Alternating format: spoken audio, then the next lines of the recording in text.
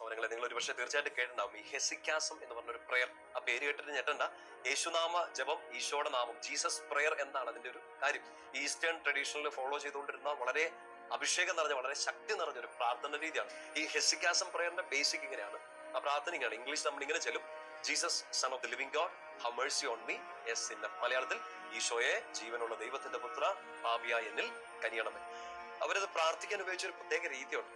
അതൊന്ന് ഫോളോ ചെയ്യുന്നത് നല്ലതായിരിക്കും. കാരണം ഇൻ ആൻഡ് ഔട്ട് ഈശോയെ കിട്ടുന്ന ഒരു പ്രാർത്ഥനയാണ്. നിങ്ങളുടെ ഉള്ളിലേക്ക് ഈശോയെ കിട്ടുന്ന ഒരു പ്രാർത്ഥനയാണ്.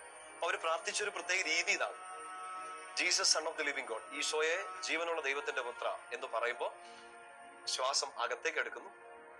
Have mercy on me a sinner, പാപിയായ എന്നിൽ കനിയണമേ എന്ന് പറയുമ്പോൾ ശ്വാസം പുറത്തേക്ക് വിടുന്നു. അപ്പൊ അങ്ങനെ ഒരു ബ്രീത്തിങ് പ്രയറും കൂടിയാണ്. അതായത് എന്റെ ശ്വാസോച്ഛ്വാസത്തിലും ഈശോയെ ധ്യാനിച്ചുകൊണ്ടിരിക്കുകയാണ്.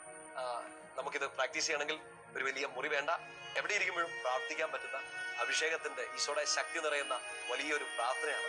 ഈ പ്രാർത്ഥന നാളത്തേക്ക് വെക്കണ്ട, അടുത്ത ദിവസത്തേക്ക് വെക്കണ്ട. ഇപ്പൊ ചൊല്ലിക്കൊള്ളുക: Jesus son of the living God, have mercy on me a sinner, ഈശോയെ ജീവനുള്ള ദൈവത്തിന്റെ പുത്ര, പാപിയായ എന്നിൽ കനിയണമേ.